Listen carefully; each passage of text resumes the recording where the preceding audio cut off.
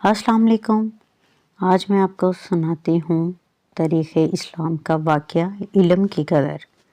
ایک دفعہ کا ذکر ہے کہ ایک بادشاہ اور ایک نابینا عالم ایک ساتھ کھانا کھا رہے تھے۔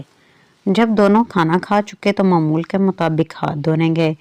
نابینا عالم اپنے ہاتھ نہیں دھو سکتا تھا کیونکہ اسے نظر نہیں آتا تھا، اس لیے ان کے ہاتھ بادشاہ نے دھلائے۔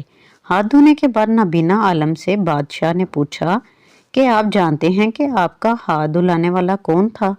یہ سن کر نابینا عالم نے نفی میں جواب دیا اور کہا بالکل نہیں جانتا کہ میرے ساتھ یہ واقعہ کیسے ہوا اور میں کس طرح سے اپنے ہاتھ دھلایا۔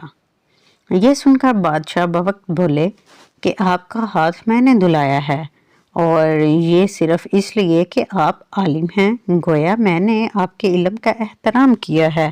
کیا آپ جانتے ہیں کہ نابینا عالم کون تھا؟ اگر نہیں تو میں آپ کو بتاتی ہوں کہ وہ بادشاہ کون تھے اور جو نابینا عالم تھے وہ کون تھے۔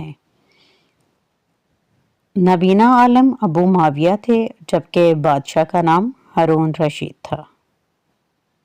Thank you.